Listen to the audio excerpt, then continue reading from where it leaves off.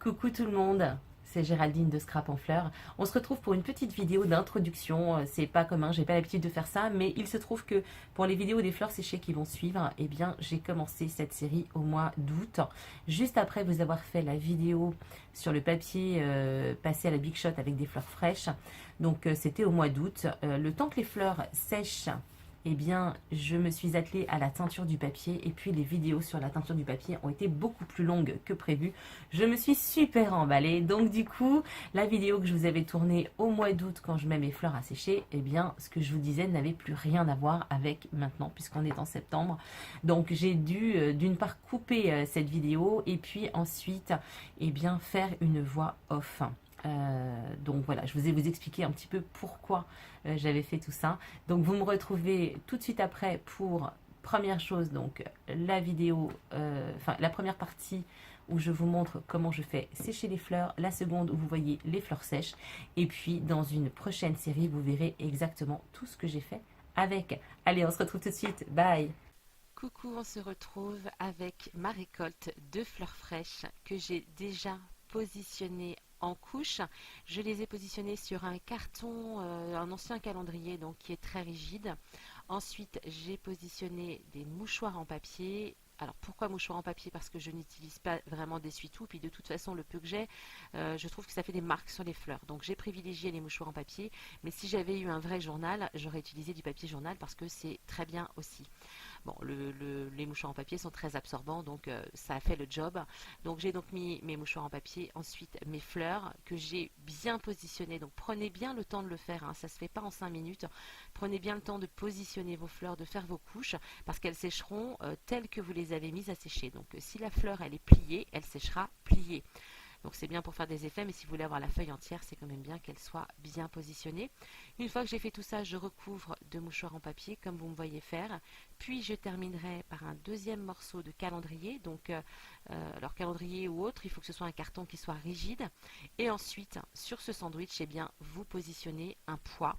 En l'occurrence, moi j'ai mis des libres, donc il faut vraiment veiller à ce que votre, vous voyez, moi j'ai deux colonnes, à ce que vos deux colonnes soient équivalentes, parce que sinon, s'il y en a une qui est moins épaisse que l'autre, ça va sécher de travers, et il y en a une qui sera plus joliment séchée que l'autre. Donc c'est bien que le poids soit équilibré.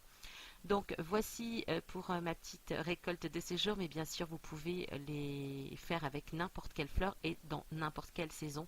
Ça sèche de la même manière bien sûr. On se retrouve tout de suite pour les fleurs séchées. Coucou, me revoilà avec les fleurs cette fois séchées. On se retrouve toujours en voix off parce qu'évidemment je vous racontais ma vie et cette vie, eh bien, c'était il y a un mois. Donc évidemment, c'est encore une fois complètement dépassé. Donc voilà, vous aurez ma voix off. J'ai tourné cette vidéo, enfin j'ai mis la vidéo en accéléré parce que je m'étendais un petit peu sur le sujet. Je vous montre donc toutes les fleurs que j'ai séchées. Mais bon, voilà, en version accélérée, c'est très bien aussi. Donc là, ce que je vous montre, ce sont des roses entières que j'ai cueillies chez ma maman et que j'ai fait sécher entières. Donc pour d'une part qu'elles évitent de perdre toutes leurs pétales et puis parce que je voulais vraiment les conserver entières. Donc pour l'instant ça sèche vraiment pas mal. Je les ai laquées aussi pour que justement ça tienne un peu mieux. Donc on découvre tout de suite ce que ça donne. Vous allez voir, c'est vraiment magnifique. Donc je vais vous donner le détail de tout ce que je vous montre. Donc là on est sur une feuille de violette, ensuite sur une feuille de bougainvillier qui est un petit peu pliée. Là nous avons des fleurs de bougainvillier, voilà, et plusieurs. Donc vous allez voir, je vais vous montrer une fleur de bougainvillier séchée, donc ça c'est celle que je vous montre à plat, et ça c'est celle qui a séché toute seule sur l'arbre. Donc voilà. On a un petit écart. C'est joli aussi, mais plus difficile quand elles ont séché sans être à plat à utiliser, bien sûr. Là, ce sont des fleurs d'agapanthe. Vous savez que l'agapanthe, c'est une grosse boule composée de plein de petites fleurs. Et bien, moi, j'ai mis à sécher les fleurs individuellement. Ici, une fleur de laurier blanc, pardon. Ensuite, des hortensias. Et là, une fleur d'océospermum, violette, je crois, ou rose, parce que j'ai plusieurs couleurs. Donc vous allez voir des pétales d'hortensia, il y en a pas mal hein, parce que j'ai une collection d'hortensia, donc j'ai vraiment des variétés différentes. Alors là, ce sont des petits morceaux d'artichaut, des petits pétales d'artichaut. Là, c'est du laurier rose. Ensuite, hortensia. Ici, ce sont des campanules qui ont séché plus ou moins bien puisque on a perdu la couleur. C'est dommage, mais bon, je les utiliserai quand même. Une petite, ensuite, marguerite d'ostéospermum. Donc, il y en a deux, une violette et une rose. Ensuite, ça, c'est une grande feuille de glycine. Je trouve que le résultat est très joli aussi. Et là, c'est le plus beau. Ce sont des roses trémières que j'ai fait sécher à plat. C'est un petit peu compliqué parce que c'est une fleur qui est en forme de cône. Donc, pour la mettre à sécher bien à plat, ça a été un peu compliqué. Mais le résultat est fabuleux. Vraiment, j'adore. Regardez-moi cette finesse. Bon, j'ai un peu de mal à les décoller, mais vous voyez, c'est translucide. C'est vraiment splendide. Donc ça, c'est une grosse, très grosse réussite. Bon, j'aime beaucoup tout le reste, hein. Mais ça, je trouve que le rendu est vraiment magnifique. Vous verrez d'ailleurs ce que j'en fais après. C'est splendide. Mais ça fera l'objet d'une prochaine vidéo. Alors là, on découvre une feuille de passiflore. Tout de suite, toujours mes petites marguerites d'ostéospermum qui n'ont pas super bien séché. Voilà. Et puis là, c'était... donc il y a une feuille de violette aussi. Bon, je reviens sur les campanules. Et puis là, cette fleur-là, c'était certainement une mauvaise herbe qui a séché dans le jardin, mais le résultat n'est pas probant. Mais bon, c'est toujours une fleur séchée. Ensuite, on attaque toujours une feuille de passiflore, une feuille de violette, excusez-moi. Et puis ensuite, toute une série de fleurs d'hortensia. Donc celles-ci, elles sont plutôt dans les teintes bordeaux. Vous allez voir, j'en ai aussi dans les teintes vertes. Là, on en a des plus grosses. Avec une feuille de liseron, des pétales de rose également. Et puis, une rose entière que j'ai faite sécher à plat. Dommage, je viens de perdre une feuille, mais c'est pas grave. Vous allez voir aussi, je fais un truc assez joli pour l'utiliser. Ça, j'ai vraiment aussi beaucoup aimé. Alors, c'est pas une très grosse rose, hein. Vous savez qu'il y a des grosses roses qui sont très épaisses. Celle-ci, c'était une rose moyenne, mais le résultat est vraiment magnifique. Les pétales de rose, j'ai moins aimé parce que ça jaunit. Enfin, c'est moins... Voilà, la couleur est moins sympa, mais bon. Il y a également une feuille de sauge. Et puis là, la grande tige, je ne sais pas ce que c'est. Je ne me souviens pas du nom de... Ça fait comme un plumeau. Et là, c'est une branche de ce fameux plumeau. Mais bon, je ne sais pas ce que c'est. Le résultat est moyen. Et là, c'est une feuille de sauge. Donc ça a l'avantage de sentir bon, bien sûr. Ici, toujours des pétales de fleurs. Là, je vous montrais une fleur de géranium. Et puis ensuite, ça, c'est le cœur d'une... comment ça s'appelle ? Les grains plantes, une clématite. Voilà, j'ai une clématite avec des pétales roses. J'avais utilisé les pétales. Bon, je vous montre ça. Voilà, en fait, c'est ça, les pétales qui vont autour. Voilà.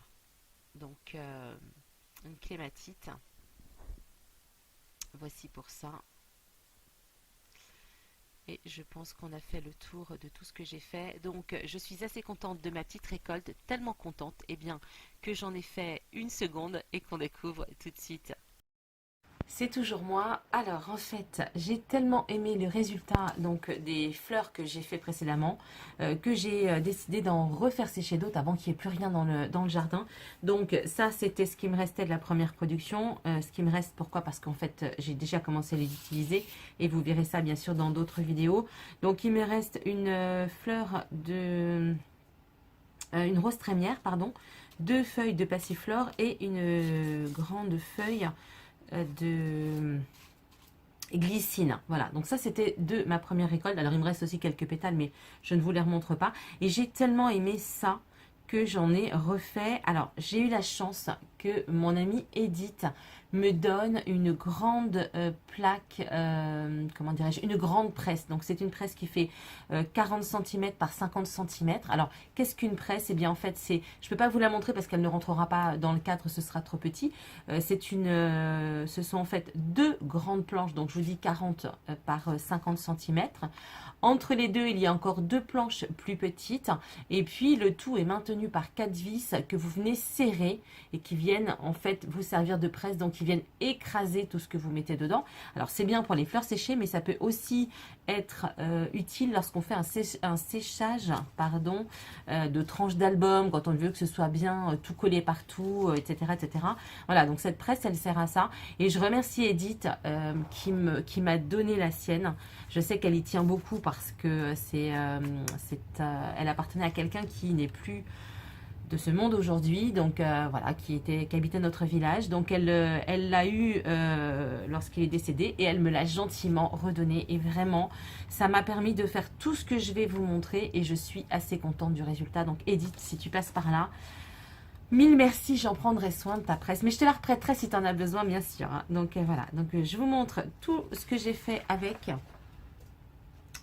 Donc voici, alors évidemment, j'ai refait des fleurs d'agapante, donc ça, si je prenais un papier blanc ce serait mieux, voilà, les fleurs d'agapante. Donc en fait l'agapante c'est une grosse, ça fait des grosses boules qui sont pleines de ces pétales en fait, voilà, que j'ai fait sécher. Alors celle-ci elle est un petit peu écrasée, mais celle-ci, attendez, hop, si je faisais ça comme ça, voilà, celle-ci elle a mieux séché, elle est plus jolie, enfin quoi que c'est sympa aussi. Donc voilà pour l'agapante.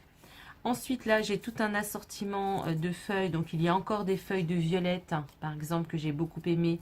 Là, on est sur du bougainvillier. Il y a encore une glycine, etc. Bon, on va passer un petit peu. Ça, c'était toujours... Donc, j'ai refait un test dans la précédente vidéo. Je vous avais montré une fleur qui ressemble à du liseron, qui est en fait une mauvaise herbe. Bon, bah, pas de chance, elle a également mal séché. Donc, je pense que c'est la fleur qui ne se prête pas à un résultat autre. Ici, donc, j'ai refait sécher des pétales de bougainvillier. Voilà. Donc, elles sont bien écrasées. C'est très joli. Ici, on a des fleurs d'ostéospermum. Alors, toutes celles qui sont en orange sont très moches. Voilà. Ça, c'était le orange et c'est mal ressorti. Ça, c'était du rose et c'est moyen. Les plus jolis, c'est les violettes.